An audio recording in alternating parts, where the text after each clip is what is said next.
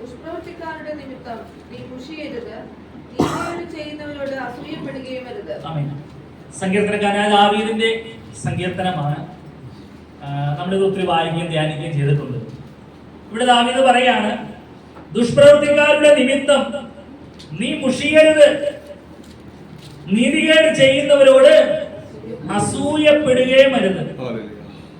ദുഷ്പ്രവൃത്തിക്കാർ എന്ന് പറയുന്നത് ദൈവമായി യാതൊരു ബന്ധമില്ലാതെ ജീവിക്കുന്ന ആളുകൾ.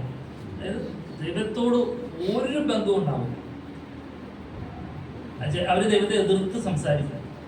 അതുകൊണ്ടാണ് സങ്കീർത്തനം 1 പറയുന്നത്, ദുഷ്ടന്മാരുടെ ആലോചന പ്രകാരം നടക്കരുത്. സ്തോത്രം. സങ്കീർത്തനം 1 തുടങ്ങുന്നത് തന്നെ ദുഷ്ടന്മാരുടെ ആലോചന പ്രകാരം നടക്കരുത്, പാപികളുടെ വഴിയിൽ നിൽക്കരുത്, പരിഹാസികളുടെ ഇരിപ്പിടത്തിൽ ഇരിക്കരുത്. 37 സങ്കീർത്തനത്തിലേക്ക് കടക്കുമ്പോൾ ദാവീദ് പറയുകയാണ്, ദുഷ്പ്രവൃത്തിക്കാരുടെ നിമിത്തം. അതപ്പോ ഒരാളല്ല, രണ്ടാളല്ല, ആ എണ്ണ എത്രയാന്നില്ല. ദുഷ്പ്രവൃത്തിക്കാരുടെ നിമിത്തം നീ മുഷിയരുത്. ആമേൻ. ഇപ്പൊ കുറച്ചു ആളുകൾ കൂട്ടം കൂടി ആമേൻ നമുക്കെതിരെ ആമേൻ ദോഷകരമായി സംസാരിക്കുകയും പ്രവർത്തിക്കുകയും ചെയ്യുമ്പോൾ സ്വാഭാവികമായി നമ്മുടെ മനസ്സ് ഒന്ന് തളരും, അല്ലെ? ഒന്ന് ഭാരപ്പെടും. എന്നാലും എന്തിനാണ് ഇങ്ങനെയൊക്കെ പറയുന്നത് എന്നൊക്കെ ചിന്തിക്കും. അപ്പോ ദാവീദ് ആമേൻ അന്ന് അത് പരിശുദ്ധാത്മാവിൽ രേഖപ്പെടുത്തിയതുപോലെ അതിന്റെ ശക്തിക്ക് ഒരു കുറവും വന്നിട്ടില്ല. ഇന്ന് അതേ ശക്തിയിൽ 2026 കാലഘട്ടത്തിൽ പറയുകയാണ്, നീ മുഷിയരുത്, ക്ഷീണിച്ചു പോകരുത്, പിറുപിറുപ്പ് നിന്റെ ജീവിതത്തിൽ ഉണ്ടാകരുത്. ആമേൻ. അതിന്റെ പേരിൽ പ്രാർത്ഥന കുറയ്ക്കരുത്, പാട്ടുപാടുന്നത് കുറയരുത്, ദൈവമായുടെ ബന്ധത്തിൽ യാതൊരു കുറവുണ്ടാകരുത്. ഹല്ലേലൂയ.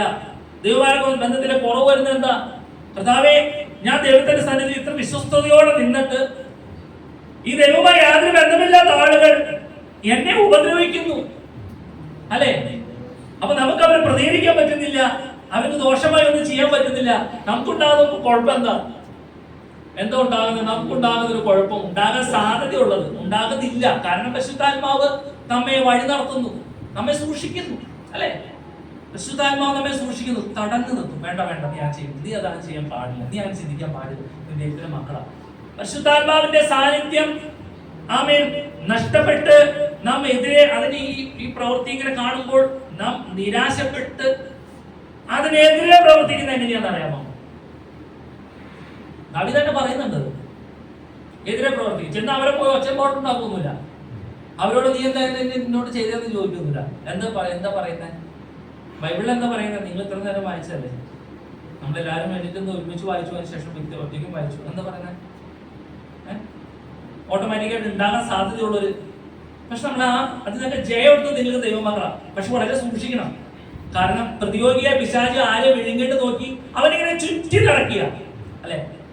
നമ്മളിൽ എന്ത് കടന്നു വരാൻ സാധ്യതയുണ്ട്? ധൈര്യത്തോടെ ഒന്ന് പറഞ്ഞു, നമ്മൾ ദൈവമക്കൾ, നമ്മൾ ധൈര്യത്തോടെ പറഞ്ഞു. നമ്മൾ ദൈവം സൂക്ഷിക്കുന്നുണ്ട്, പക്ഷെ എന്തും ഉണ്ടാകാൻ പാടില്ല എന്നാണ് ദാവീദ് പറഞ്ഞേ.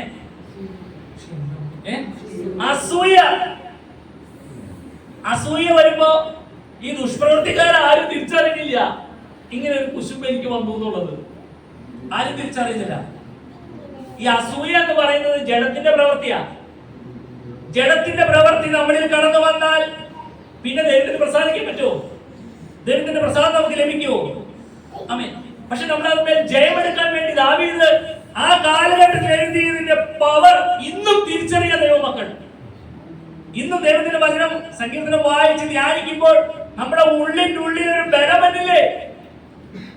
എന്തും ചെയ്തോട്ടെ, എന്തും പ്രവർത്തിച്ചോട്ടെ, ഞാൻ അതുമാത്രം മുഷിയില്ല, അവരോട് അസൂയപ്പെടില്ല. ഈ ദുഷ്പ്രവൃത്തിക്കാരെന്ന് പറയുന്നത് അവര് ഉപദ്രവിക്കുന്നത് എന്തിന്റെ അടിസ്ഥാനത്തിലാണെന്ന് അറിയാമോ? അവര് ഉപദ്രവിക്കുമ്പോൾ ഈ ഉപദ്രവം ഏൽക്കുന്ന ആളുടെ വേദന കാണുന്നത് ഇവർക്കൊരു സന്തോഷമാണ്, അല്ലെ? അവർക്കൊരു സന്തോഷമാണ്. അപ്പൊ ഈ നമ്മൾ എന്ത് ചെയ്യണം? നമ്മെ ഉപദ്രവിക്കുന്ന, ഇപ്പൊ സ്കൂളിലൊക്കെ ചെല്ലുമ്പോൾ അല്ലെങ്കിൽ ജോലി സ്ഥലത്ത് ചെല്ലുമ്പോൾ നമ്മളെ നിരാശപ്പെടുത്തുന്ന വാക്കുകൾ ആരെങ്കിലും പറഞ്ഞുകൊണ്ടിരിക്കുന്നെങ്കിൽ എനിക്കത് വിഷയമല്ല, ഞാൻ അവരുടെ മുമ്പിൽ തളരില്ല. ദാവീദ് പറയുന്ന പോലെ ഞാൻ മുഷിയില്ല, ഞാൻ പവർഫുള്ളാണ്, കർത്താവായ യേശു ക്രിസ്തുമാണ്, ഞാൻ ഹാപ്പിയാണ്. ഇത് ചെയ്യുമ്പോ അവർക്കൊരു സന്തോഷം ഉണ്ടാകില്ല. തിരിച്ചു നോക്കിക്കോ, അവരുടെ മുഖം മാറും. ഇത്രയൊക്കെ കാണിച്ചിട്ട് ഇത്രയൊക്കെ സംസാരിച്ചിട്ട് ഇവർക്കൊരു കുഴപ്പമില്ലല്ലോ, നിങ്ങൾ ചിരിച്ചു കളിച്ച് നടക്കണം. അപ്പോ ഇവര് തന്നെ മടുത്തു പോകും. പക്ഷെ നമ്മുടെ മുഖം ഒന്നും മാറിയ, മുഖമാണ് മനസ്സിന്റെ കണ്ണാടി എന്നല്ലേ പറയുന്നത് അല്ലെ?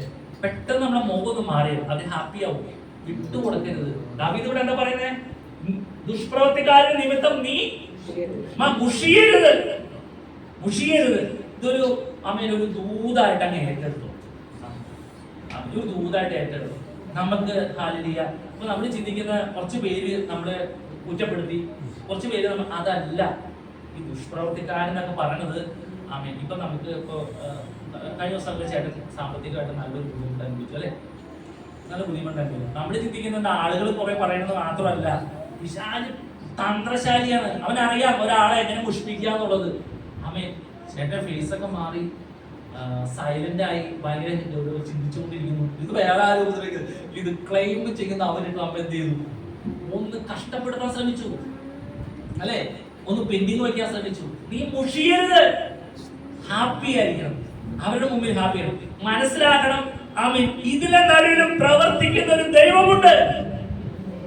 ഞാൻ പുറത്തിറക്കില്ല, ഇതിന്റെ പേരിൽ ഞാൻ ദോഷമായി ദൈവത്തിന് വിരോധമായി ഞാനൊന്ന് സംസാരിക്കില്ല. കാരണം ഈ നാവുകൊണ്ട് ഞാൻ ദൈവത്തെ ആരാധിക്കുന്ന, ആത്മാവിൽ ദൈവത്തെ സ്തുതിക്കുന്ന ഒരു വ്യക്തിയാണ്. ഇതെനിക്ക് ദോഷം വരുത്തുന്ന ഒരു പ്രവൃത്തി ഞാൻ ഉണ്ടാക്കില്ല. ഇതിന്റെ നിമിത്തമല്ല നമ്മൾ എന്ത് ചെയ്യണം? സന്തോഷിച്ചോളാം, മുഷിയാൻ പാടില്ല. ഇപ്പോ ജോലിക്ക് പോകുന്ന സമയത്ത് വാഹനങ്ങൾ അല്ലെ ടൈമിങ്ങിനാണല്ലോ എല്ലാവരും ജോലിക്ക് ഇറങ്ങണേ അല്ലെ? അപ്പോഴായിരിക്കും റോങ് സൈഡ് കയറി പോവുക. റോങ് സൈഡ് കയറി പോകുമ്പോൾ അണ്ണാച്ചിന്നോ എവിടെ നോക്കിയാ ഓടിക്കണ്ടേന്നോ വായ തോന്നി വിളിക്കാം. അവൻ നിമിത്തം നീ മുഷിയരുത്.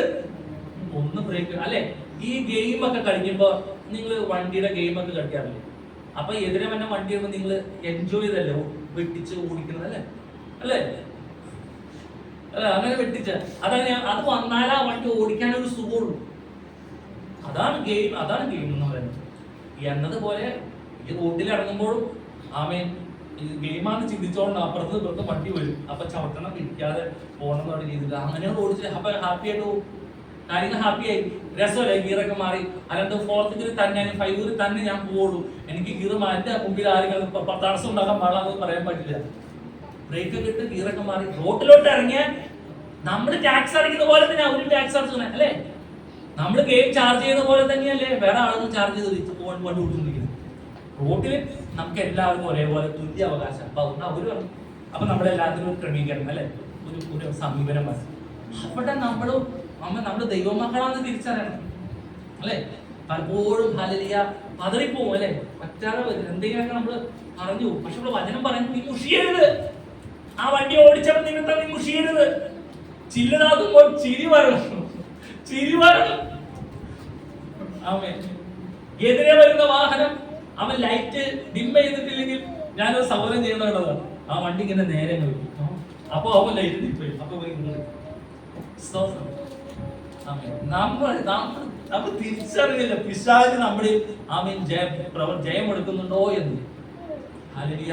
നമ്മൾ തിരിച്ചറിഞ്ഞ് ജീവിച്ചാലുണ്ടല്ലോ. അതുപോലെ തന്നെ സദൃശവാക്യത്തിൽ ഒരു വാക്യം ശാന്ത മനസ്സിലാവുന്ന റെഫറൻസ് സദൃശവാക്യം 14:30 തൊട്ട്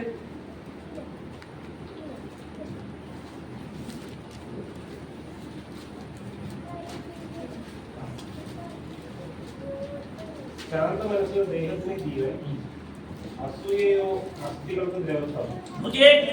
ഇവിടെ സദൃശവാക്യത്തിൽ പറയുകയാണ് ശാന്ത മനസ്സ് ദേഹത്തിന് ജീവൻ. ഇപ്രകാരമുള്ള പ്രവർത്തിയൊക്കെ വരുമ്പോൾ നമ്മുടെ മനസ്സ് കയ്യുമ്മ ഈ ഒരു എന്താ ഞാൻ ഇത് പറയണേ ഞാനുമ്മ ഒരു ഇതാന്ന് പറയലോ ഞാനിന്മേൽ കളി.